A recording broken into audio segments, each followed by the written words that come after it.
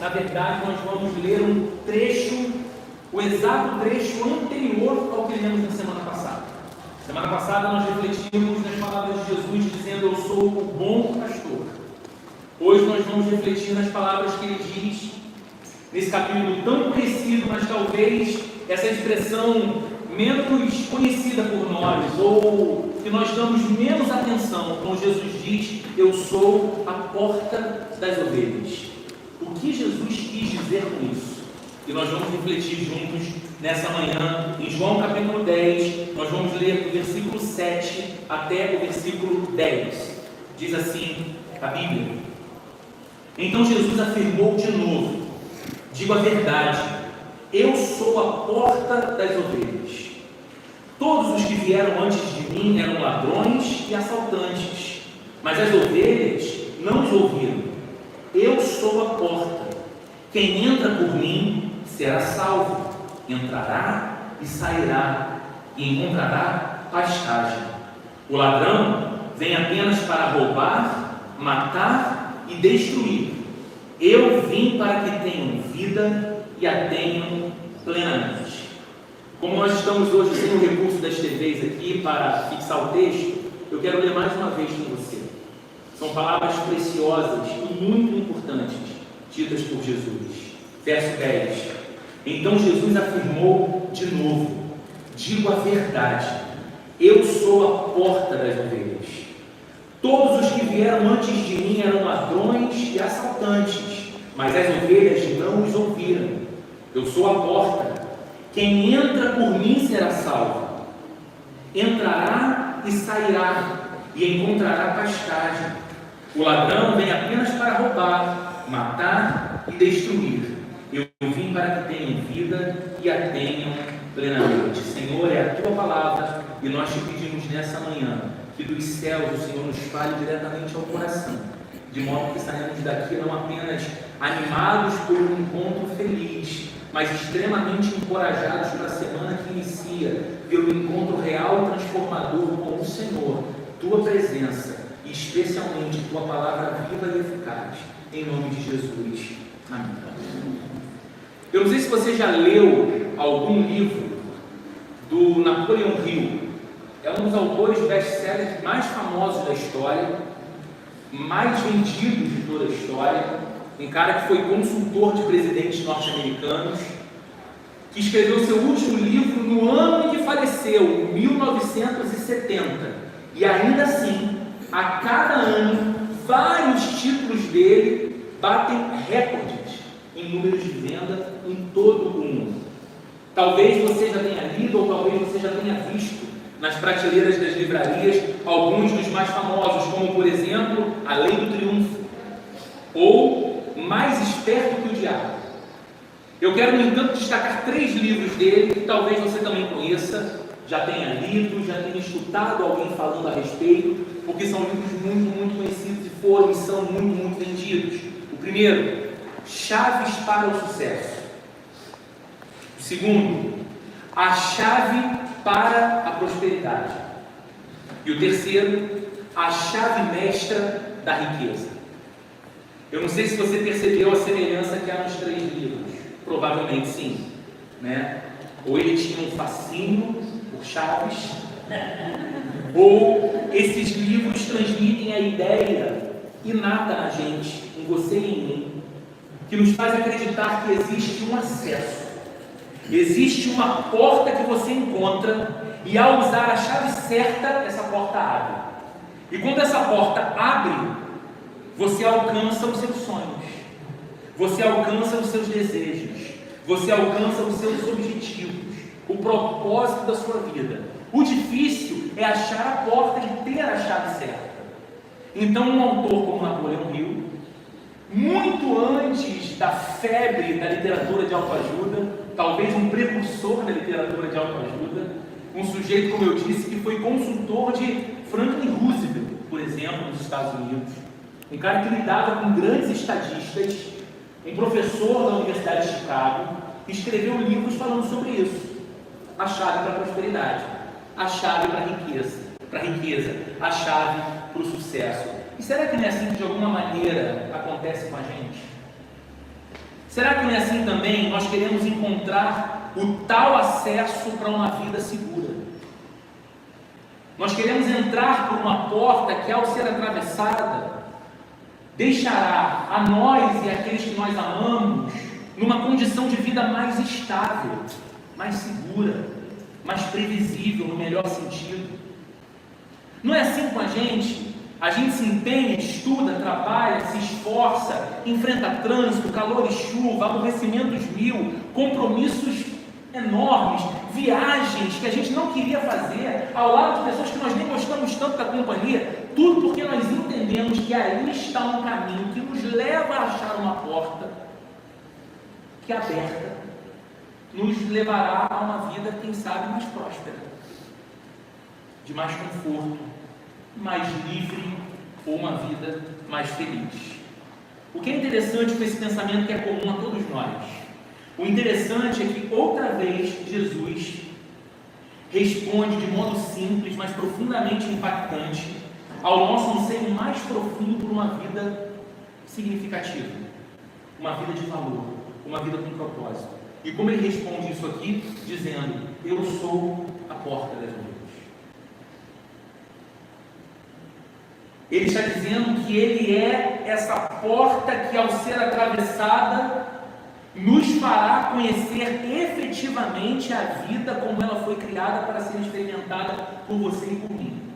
A espécie de vida que todo ser humano procura como que tateando no escuro em muitas coisas e lugares, mas não a encontra plenamente. Jesus está dizendo: das ovelhas do rebanho do meu Pai, eu sou a porta.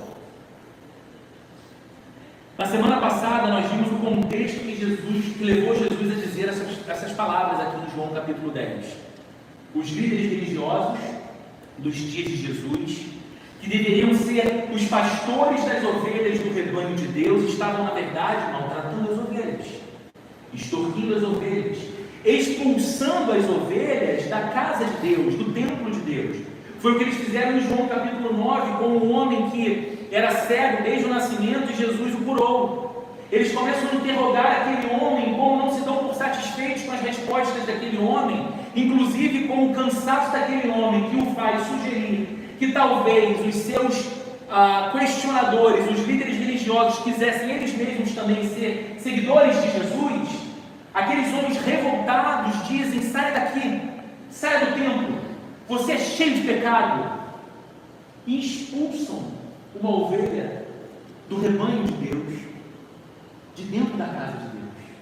E é uma ovelha que Jesus acolhe. Então Jesus está estabelecendo o contraste dele como bom pastor e aqueles líderes como os pastores não legítimos, porque eles não eram verdadeiros pastores, mas eles eram como os assalariados. Nós vimos na semana passada pessoas que lidavam com ovelhas com o objetivo de lucrar com elas, e não por amor e cuidado delas.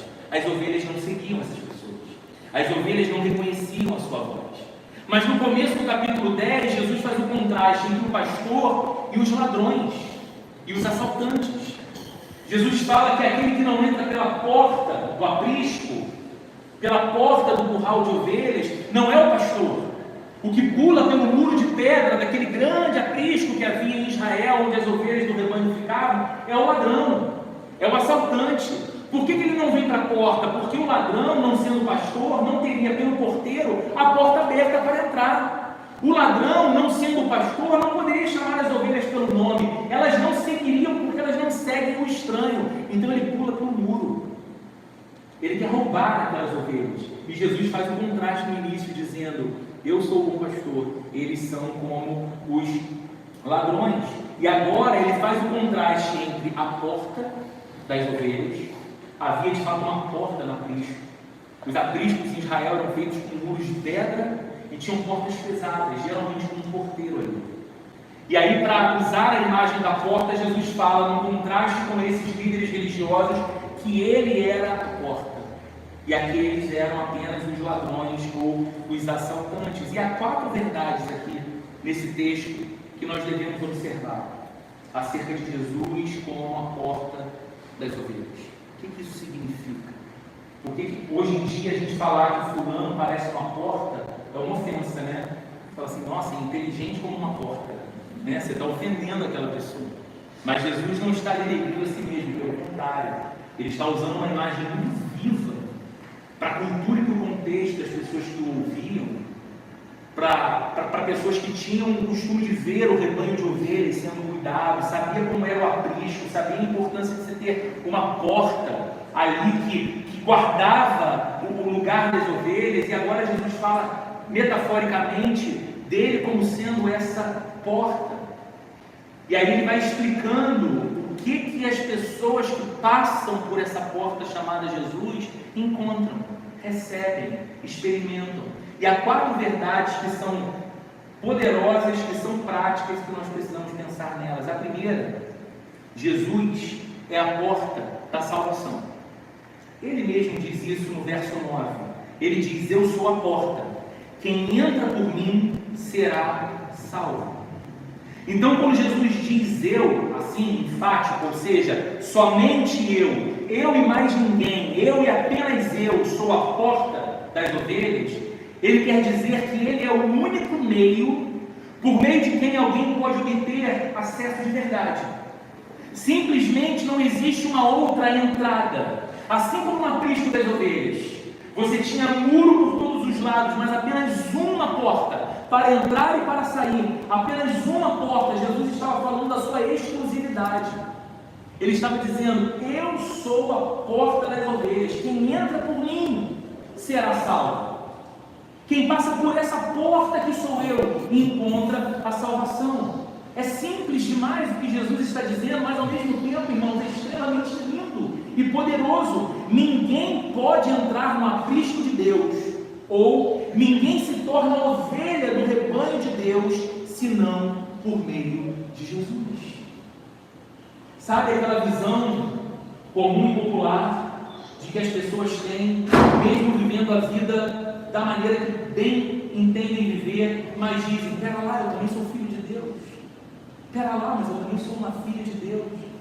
O que Jesus está dizendo, que a única maneira de você chegar a esse status de filho ou filha de Deus, a esse status de uma ovelha do rebanho do soberano pastor, que zela pela ovelha, que nutre a ovelha, que tosa a ovelha, que medica a ovelha, que protege a ovelha, a única forma de você ser parte desse aprisco, desse rebanho de Deus, é passando pela porta que é Jesus. Não há outra porta, ou não há outro acesso para uma vida com Deus. Então, quando Jesus diz essas coisas aqui, veja que você não está ouvindo ou lendo essas palavras de um líder religioso exclusivista que quer colocar a sua perspectiva de fé acima da lei das demais. Não, você está ouvindo do próprio Cristo que só existe uma porta para uma vida com Deus. Ou seja, é Jesus mesmo quem coloca em questionamento uma afirmação muito popular que faz as pessoas dizerem que todos os caminhos levam a Deus. Jesus está dizendo que isso é impossível, que você só pode estar nesse lugar, que você só pode ser ovelha do rebanho de Deus se você entra por essa porta que é Jesus. Ou seja, ele está dizendo que não há outro Salvador. Ele está dizendo que não há um outro mediador entre Deus e os homens, entre o santo e os pecadores, entre os justos e os injustos, senão Jesus. E que quando atravessamos essa porta, que é Jesus, quando nos rendemos ao seu amor, quando cremos em sua salvação, quando nos submetemos à sua graça, quando nos tornamos seus seguidores, quando a nossa vida não é mais nossa, mas dele, então nós encontramos, nós acessamos esse lugar de segurança na presença de Deus, o Criador, o próprio Jesus é a porta. Então veja, não se trata de uma cerimônia. Como eu me torno ovelha do rebanho de Deus? Como eu me torno um alvo do cuidado amoroso, zeloso do Deus Criador e Todo-Poderoso? Não é através de uma cerimônia, não é um ritual religioso que você faz, não é um animal que você sacrifica, uma vela que você acende, machucados que você impõe sobre o seu próprio corpo, não é através de nenhum tipo de sacrifício humano propriamente que você faz contra você mesmo ou em você mesmo, não é apenas a compreensão intelectual de uma doutrina, não é uma questão de gnose, de conhecimento, de intelecto apenas ou simplesmente. Não se trata de frequentar uma igreja apenas. Não se trata de você se identificar com uma denominação cristã específica, dizendo, com essa denominação eu me identifico em seu corpo doutrinário, em seu estilo de culto. Então eu sou reformado, calvinista, presbiteriano ou da plena, e eu frequento os cultos aos domingos, 10h30 da manhã, porque é o horário mais adequado para mim e para minha família, e eu estou praticamente todos os domingos ali. A Bíblia e o próprio Cristo está dizendo que, embora essas coisas tenham seu lugar de grande importância, elas são consequência de algo maior, que você atravessou uma porta chamada Jesus, que você alcançou a salvação diante de um Deus santo e justo, porque você passou por Jesus, você viu o brilho de sua glória, você se rendeu ao seu amor, você creu no Evangelho, você se arrependeu dos seus pecados, você confiou em Cristo como aquele que te justifica, e agora você é colocado em segurança no aprisco de Deus pelo supremo e bom pastor que é Jesus. Ninguém pode acessar a condição de filho e filha de Deus, ser alvo do cuidado de Deus, assim como as ovelhas são alvo do cuidado em tudo pelo pastor, senão por Jesus. Ninguém pode chegar ao Pai senão por Jesus. Eu sei que todos nos apresentaremos diante de Deus um dia. A Bíblia diz que todos comparecerão diante do tribunal de Deus, mas apenas as ovelhas comparecerão na presença do Pai, o Pai de Jesus, que não é apenas o supremo juiz, não é apenas o justo Deus que há de fazer justiça, mas para aqueles que entraram por Cristo Jesus, que alcançaram a salvação em Jesus, Ele é e será eternamente o Pai Celestial. Então veja aqui, se você é um discípulo de Cristo, se você é alguém que entregou a sua vida ao Salvador, que doce privilégio você desfruta hoje com Jesus. Que doce privilégio é o seu e o meu. Você encontrou salvação. Você tem a sensação, como eu tenho, de que parece que isso tem sido diminuído no coração dos cristãos, na nossa geração? Bom, que bom, né, que eu fui salvo. Agora, será que é algo mais concreto que a gente pode conversar e não algo tão subjetivo? Aquilo que deveria ser o motivo das nossas canções mais apaixonadas.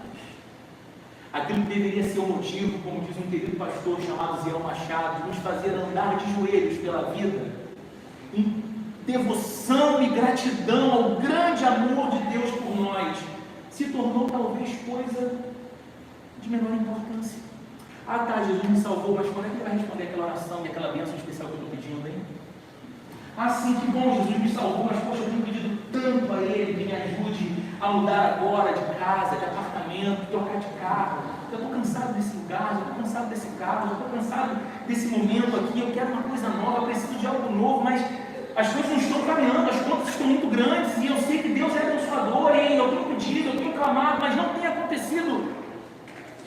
E aí você coloca uma bênção, de fato, que Deus pode te conceder, acima da suprema bênção, que é a bênção da salvação. Mas veja que doce privilégio você tem em Jesus. Você não é mais alguém perdido. Você não é mais uma pessoa tateando no escuro em busca de propósito e direção para a sua vida, mas você é alguém que viu o brilho da luz celestial na face amorosa de Jesus. O céu acendeu para você, o céu acendeu para mim. Você reconheceu, como que vendo num espelho, quem você é de fato diante de um Deus que é santo. Você viu o seu mal, você viu o seu pecado, você viu os seus erros, você viu as suas falhas, e acima disso tudo você viu um Deus teimoso em amar você, teimoso em querer você, teimoso em salvar você. É olhando para Jesus que você vê o brilho da glória celestial. E quem vê essa luz não anda mais em trevas. Quem vê essa luz não está mais tateando no escuro.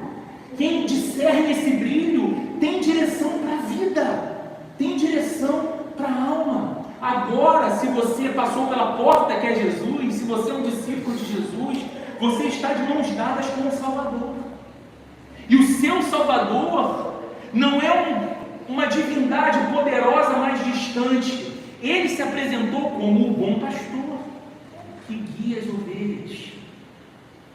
Se você gosta do cenário rural, se você já teve a oportunidade de ir para uma fazenda, que tem um gado, para uma hotel fazenda, que tem ali uns bichinhos, ou se você já assistiu o Globo Rural em algum momento da sua vida, você deve lembrar daquela cena de um boiadeiro tocando o gado.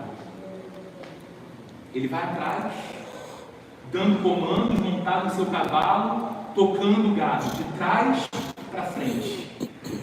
O pastor de ovelhas é diferente. O pastor de ovelhas vai à frente do rebanho. Ele é referência e o rebanho segue. Então olha que bonita essa imagem de Jesus. Você não é mais alguém que está sendo tocado adiante na vida. Você não é mais alguém que está sendo empurrado na direção de algo. Você é alguém que foi salvo eternamente por Jesus. E esse maravilhoso Jesus veio para a sua frente. E agora ele caminha na sua frente, te dizendo qual é o caminho a seguir. Ele é o seu guia, ele é o seu Senhor, ele é o seu mestre. Jesus é a porta da salvação. Segunda verdade desse texto: Jesus é a porta da libertação. Olha o que ele diz ainda no verso 9: eu sou a porta, quem entra por mim será salvo. E olha essa expressão que ele usa: entrará e sairá. Entrará e sairá. Você sabe muito bem, como eu também sei, que há portas nessa vida que conduzem à prisão, que conduzem ao aprisionamento, que dão acesso a uma vida algemada em vícios, que acessam uma vida de relacionamentos tóxicos, uma vida de comportamentos sabotadores. Você sabe disso. Você e eu sabemos que há caminhos que tomamos, portas que atravessamos, companhias que seguimos, que podem nos colocar num lugar emocional muito ruim, que podem colocar a gente num lugar existencial muito triste, muito deplorável. Mas Jesus é diferente. Jesus é a porta que conduz à liberdade. Você entra e sai, entrará e sairá. Jesus é o único acesso para uma vida genuinamente livre. E sabe o que é interessante? E sabe por que eu falo isso nessa manhã? Porque um dos receios mais comuns nas pessoas é a ideia de que ao se entregarem para Jesus, ao tornarem-se discípulas de Jesus, elas irão perder a sua liberdade. Quantas pessoas eu já tive a oportunidade de conversar e que disseram assim: sabe, Roberto, eu acho que vai chegar um momento que assim eu vou me entregar, eu vou me entregar de vez. Eu vou ser da igreja, eu vou participar das atividades, mas assim, no meu momento de vida atual, eu ainda não posso fazer isso. E aí quando você vai entrando na conversa e tentando entender por que aquela pessoa pensa daquela maneira, o que está por detrás é um receio, porque ela pensa que vai ter que deixar alguns hábitos que ela gosta, relacionamentos que ela estima, comportamentos que a seguem por toda uma vida. E ela diz: olha, na hora que eu me tornar um discípulo de Jesus, e geralmente a pessoa usa esse termo, ela fala assim: mas na hora que eu me tornar um crente, na hora que eu me tornar um crente, eu não vou poder mais fazer isso, eu não posso mais fazer aquilo, eu não posso mais ir para aquele lugar, eu não posso mais andar com certas pessoas, eu não posso mais ter esse hábito, não posso. A pessoa pensa que passar por essa porta que é Jesus não é chegar do outro lado e encontrar a vida livre, é chegar do outro lado e encontrar um manual de conduta e comportamento que agora ela deve seguir irrestritamente, como se a porta por detrás dela fechasse e ela ouvisse Jesus dizendo assim: ha, te peguei. Lembra? Zequinho malandro? Jesus fala: agora eu te peguei, agora está aqui, ó. Está aqui o papel, você não pode mais voltar e você tem que seguir isso aqui. A pessoa bota a mão na testa e fala: meu Deus, minha juventude, meu Deus, e tudo que eu estava planejando fazer nos próximos 15 anos da minha vida, enquanto eu tivesse ainda fôlego, beleza, influência, agora eu não posso fazer mais nada. Esse é o pensamento mais equivocado que pode existir. Na verdade, o encontro com Jesus é o encontro com a verdadeira liberdade. É o encontro com a libertação de sentimentos, pensamentos e comportamentos sufocantes que nós pensávamos não vai ser possível superar. É quando você encontra com Jesus que você percebe que algumas algemas que prendiam você a um passado muito ruim, ou porque você fez algo, ou porque fizeram algo com você, essas algemas são rompidas, elas são quebradas, elas são abertas, e você olha e fala: agora eu posso andar, eu estou livre, eu não estou mais preso há 5, 10, 15, 30 anos atrás, eu agora tenho liberdade, a minha alma foi curada do mal que aconteceu, porque Jesus me deu liberdade. O encontro com Jesus é um encontro com a liberdade da culpa.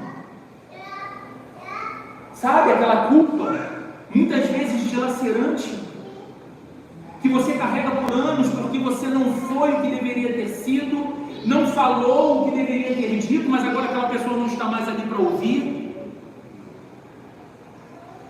Essa culpa vai embora. O encontro com Jesus é a verdadeira libertação do medo da vida. Quanta gente segue imobilizada, paralisada, com medo de viver. Por quê? Porque olha para a realidade, e a realidade é cruel. A realidade é você cruzar um Rio de Janeiro com a sensação de que anda na faixa de Gaza. A realidade é você olhar notícias e perceber que muitas vezes os piores abusadores estão dentro de casa e são uma ameaça aos nossos filhos. A realidade é que você olha para o contexto à sua volta, para a empresa onde você trabalha, e você descobre que as pessoas são muito mais cruéis do que elas são capazes de admitir. E que em nome do seu benefício pessoal, elas estão dispostas a tudo. E aí você se isola porque você já não quer confiar em ninguém. Você já não quer acreditar em ninguém. E você fica imobilizado pelo medo. Medo de quem vai entrar na sua casa, medo de quem conhece os seus filhos, medo de quem conhece a sua profissão, medo de quem conhece o estilo de vida que você tem, medo de quem conhece a sua história, medo de quem conhece os seus planejamentos futuros, medo. E aí quando você encontra com Jesus, que é o verdadeiro amor, a Bíblia diz que o verdadeiro amor lança fora o medo. E a vida já não apavora mais a gente, porque viver não é mais apenas sobreviver para nós. Viver é caminhar seguindo o supremo e bom pastor. Ele está cuidando de nós. Até o medo da morte vai embora. A morte, que é o pavor dos homens, deixa de ser para nós. Essa percepção de que o tempo avança e nós estamos cada vez mais velozmente nos despedindo de tudo e todos que amamos, vai embora, porque para aquele que passou pela porta, que é Jesus, e encontrou a verdadeira libertação, ele sabe que nem mais a morte é uma algema, mas a morte é justamente a porta que dará para ele o acesso para viver plenamente por toda a eternidade ao lado do Cristo que ele tanto ama. Liberdade também, inclusive, para você dizer não. Para nós dizermos não para os nossos desejos que muitas vezes nos tornam reféns do nosso próprio prazer. Você já viu como as pessoas à nossa volta costumam dizer que elas são livres porque elas sempre fazem o que elas querem? Eu chutei meu casamento porque eu faço o que eu quero. Eu não ia ficar preso a uma relação com aquela pessoa se me deu vontade de estar com outras. Não, eu não tenho mais um convívio tão próximo com os meus filhos porque ele era incapaz de entender que eu precisava e queria ganhar mais grana. Então eu tinha que viajar, eu tinha que mudar, eu tinha que aceitar aquela proposta que ia me deixar muito longe dele. Ele não entendeu isso bem, paciência, espero que um dia quando ele for homem grande, ele entenda que homens fazem isso. Por que você faz isso? Por que alguém faz isso? Porque ele coloca o seu desejo na frente. E pessoas que acreditam que são livres porque só fazem o que querem e não percebem que são escravos do seu próprio prazer. Liberdade é aquela que nos permite dizer não, até para o nosso desejo. Por quê? Porque embora eu possa desejar isso não vai dar igual coisa. Eu não sou apenas movido por instinto e pele, por sentimento. Deus me dotou de razão. E usar a razão, usar a consciência prudente.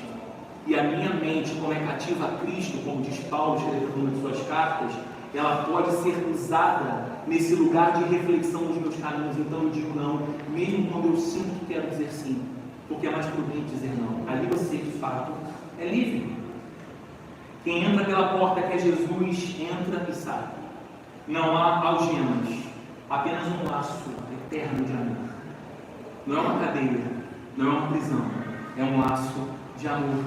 As ovelhas de Jesus são livres. Deus nos chamou para a liberdade. Não é isso que a Bíblia diz? Foi para a liberdade que Cristo vos libertou. E aí é nessa vida livre que a gente se rende ao querer de Deus. Não como uma expressão do nosso medo, mas como uma manifestação do nosso novo desejo, um desejo redimido de agradar a Deus. Então aquele pensamento que a pessoa tem, sabe, bem, agora eu preciso obedecer a Deus. Ai, que peso é obedecer a Deus. Poxa, como eu queria viver de outro jeito, como eu queria fazer outra coisa, como eu queria ter liberdade para outra coisa. Não.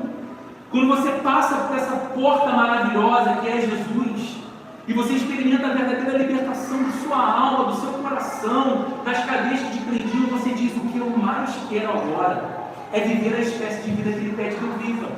Porque se Ele fez tudo o que fez por me amar, imagina que vida gloriosa Ele não tem para mim, se eu segui-la, se eu considerar as suas palavras, se eu colocar os meus pés na direção do seu caminho. Então o desejo de um cristão, de um seguidor de Jesus, que passou pela porta que é Jesus e encontrou a libertação, é de obedecer, não pelo medo, mas pelo amor.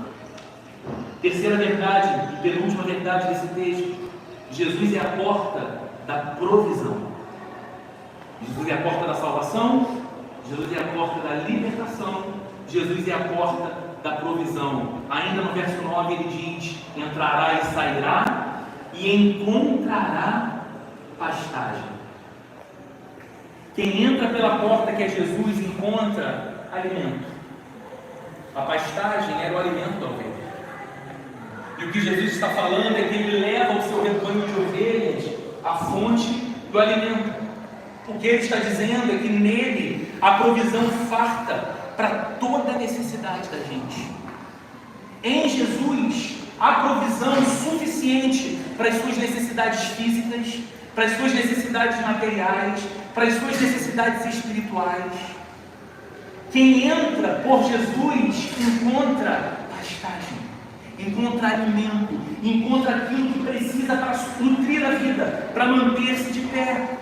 A provisão espiritual que nós necessitamos se encontra em Jesus. Ele é o nosso alimento. Nós ouvimos aqui nessa série de mensagens ele dizendo que é o pão da vida, o alimento do Espírito, aquilo que mata a nossa fome de vida, é perfeitamente encontrado como um banquete em Jesus. Jesus é a fonte que nos sacia. Aliás, Ele disse que é a água da vida. Ele acaba com a nossa sede. A nossa sede de alegria, a nossa sede de esperança, a nossa sede de sentido e propósito para viver, encontra em Jesus uma fonte límpida, fresca e maravilhosa. A provisão da graça de Deus, sabe, para todos os dias. Provisão da misericórdia divina para todo o tempo. Provisão do perdão quando falhamos. Provisão da restauração quando tropeçamos e caímos. Tudo isso nós encontramos passando pela porta que é o nosso Senhor e Salvador, Jesus Cristo. Ele é a porta da provisão. Tudo que você necessita para nutrir a sua vida, tudo que você precisa para continuar de pé amanhã, segunda-feira, tudo que você precisa para continuar caminhando na direção de dezembro, que está mais perto do que nunca, outra vez, e mais um ano chega e a gente fala: meu Deus, que loucura, está passando rápido demais. É porque nós vamos acumulando compromissos em nossa agenda, nós vamos entupindo a nossa agenda de responsabilidades e compromissos, abraçando uma vida complexa ao invés de uma vida simples. Muitas vezes a agonia do nosso coração tem a ver com as nossas escolhas estúpidas. E aí o tempo vai passando e a gente vai pensando, dizendo: eu não sei se eu sobrevivo até dezembro, porque eu estou surtando, porque eu estou cansado, porque eu estou exausto, porque eu estou à porta de um esgotamento, de um burnout, de uma depressão. Tudo o que você precisa para permanecer de pé, a provisão que você precisa, você encontra suficientemente em Jesus. Ele é o provedor que nos alimenta, Ele é o provedor que nos veste, Ele é o provedor que nos protege, e essa, e somente essa, é a razão da nossa segurança e da nossa confiança. Jesus é a porta da provisão. Não há falta em nós que não encontre a sua saciedade em Cristo, em Jesus. Quarta e última verdade que esse texto nos ensina: Jesus é a porta da vida abundante. Ele é a porta da salvação, Ele é a porta da libertação, Ele é a porta da provisão e Ele é a porta da vida abundante. O texto é muito conhecido, verso 10: eu vim para que tenham vida e a tenham plenamente. Ou eu vim para que tenham vida e a tenham em abundância. Olha que coisa bonita, gente. Jesus é a vida. Ele disse que é a vida. E aquele que é a vida veio para dar a vida. Veio para nos conceder vida, vida plena, vida abundante, vida eterna. Então preste atenção aqui, porque eu estou caminhando para a nossa conclusão. Existem alguns salvadores funcionais. O que é um salvador funcional? É qualquer pessoa ou qualquer coisa que nós tentamos colocar no lugar de Jesus para realizar por nós aquilo que só Jesus pode ser. Às vezes o salvador funcional de alguém é o dinheiro. Às vezes o salvador funcional de alguém é o trabalho, a carreira profissional. Às vezes o salvador funcional de alguém é o sexo. Qualquer coisa que você diga, sem isso a minha vida perde a razão. Sem isso a minha identidade está perdida. Sem isso eu não sei mais o que eu sou nem o que eu faço. Isso é um salvador funcional. Outros salvadores funcionais estão matando as nossas emoções muitas vezes. Sabe por quê? A pessoa acredita que o que vai dar sentido e sensação de que a vida pulsa dentro dela é ela se entregar a todas as experiências de amor que ela pode experimentar e viver. E ela mergulha fundo nisso. E sabe o que ela descobre? É um fundo vazio. Quanto mais fundo ela vai, mais fundo ela quer chegar. Quanto mais experiências distintas ela prova, mais ela se sente na necessidade de experimentar outras coisas. O prazer, como um ídolo, é um salvador funcional que promete recompensas boas, mas entrega a escravidão. Entrega uma emoção que vai morrendo por dentro, nos desumaniza. Quantas pessoas, e talvez eu esteja falando para alguém que vive hoje uma luta pessoal nessa área, quantas pessoas estão tão escravizadas no vício sexual que elas já não conseguem olhar para uma outra pessoa como alguém, mas como coisa que dá prazer? Quantos homens se desumanizaram porque não conseguem olhar para uma mulher como um semelhante, não conseguem olhar para uma mulher como uma pessoa com história, com dignidade, com valor, mas olham para uma mulher, ainda que não verbalizem, como coisa que dá prazer, porque mergulharam tão profundo num vício, que esse vício matou quem eles são por dentro, os transformou em monstros. Há salvadores funcionais roubando esperanças, destruindo futuros, embora prometam vida e prometam alegria.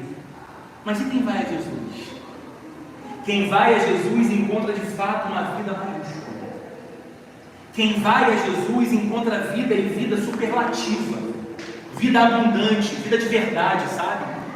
Você vai a Jesus e você percebe que vários projetos outros de vida que você construiu para você mesmo e deram em nada, em apenas desapontamento e frustração, dor e tristeza para você e para outros, foram colocados a nada quando você encontrou a verdadeira vida em Jesus.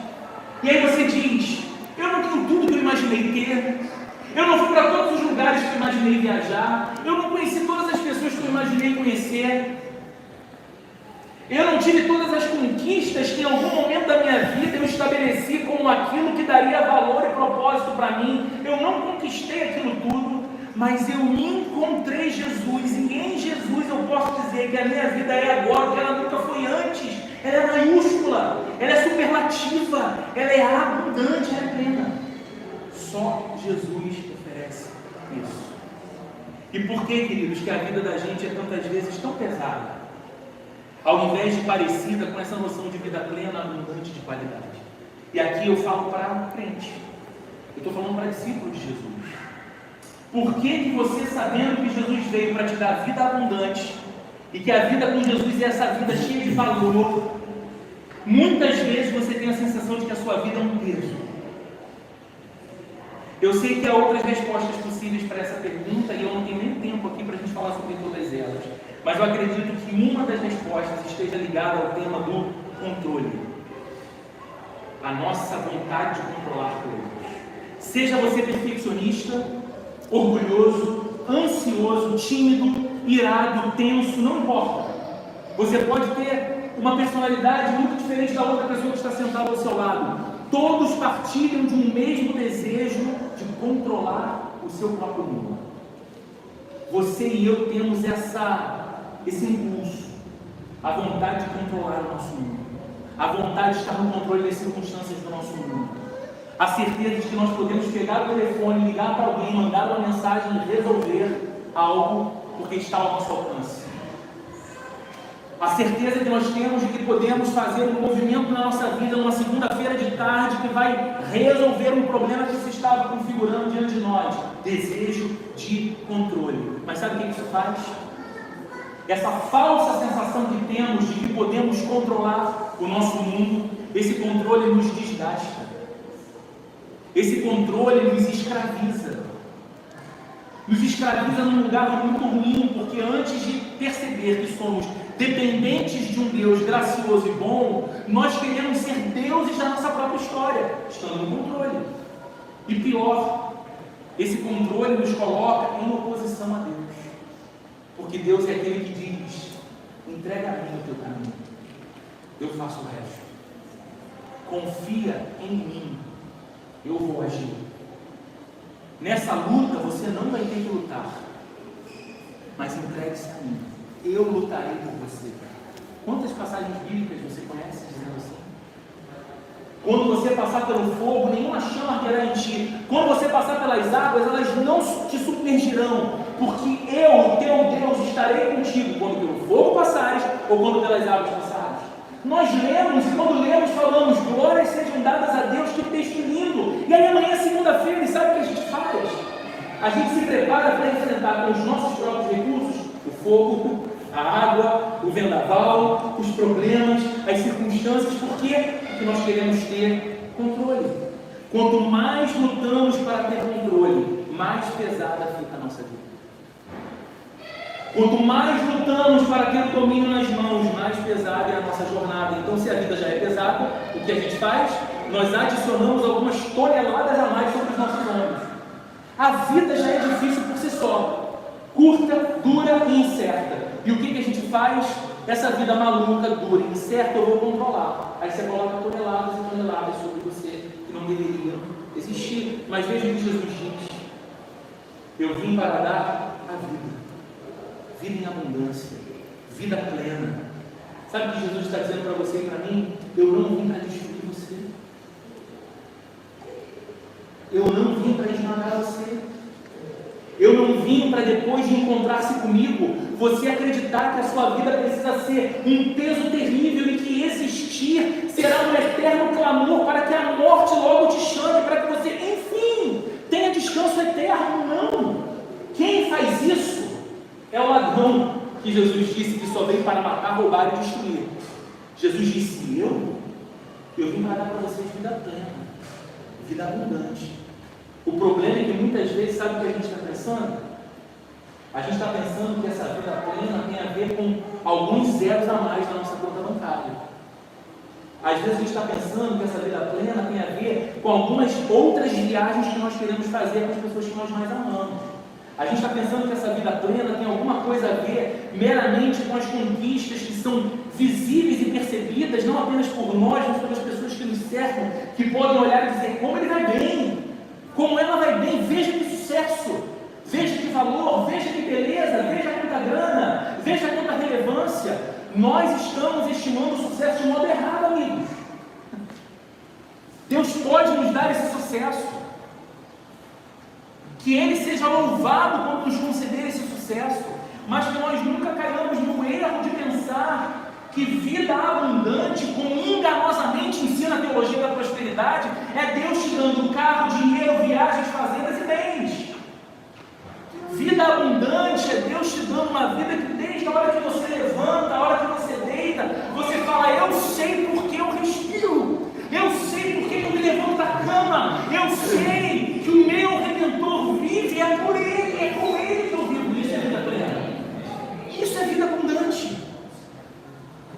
Jesus é aquele que diz que nós podemos lançar sobre ele os fardos pesados do nosso viver pouco abundante, para receber dele a plenitude, à medida que entregamos cada vez mais o controle da nossa história nas suas mãos amorosas. Sabe, amigos, Jesus veio para ressignificar a nossa vida. Jesus veio para nos permitir encontrar aqui e agora mais beleza, mais leveza, mais plenitude, vivendo com Ele. Mas a sua promessa é eterna. A sua promessa não é só para aqui e agora, embora comece aqui e agora. A sua promessa nos fala de uma vida eterna, da qual a melhor vida que você e eu podemos experimentar aqui não passa de um sinal. Sabe, a espécie de vida mais abundante que você pode provar nos seus 80, 90, 100 anos, se Deus pergunta a longevidade, ela será apenas um sinal da alegria eterna, um sinal do regozijo eterno, um sinal da paz que você vai provar por toda a eternidade ao lado do nosso Salvador, ao lado do seu Salvador. Mas só desfruta dessa vida abundante hoje e para sempre quem entra pela porta que é Jesus, quem entrega o controle da vida em suas mãos e diariamente segue conscientemente após Jesus.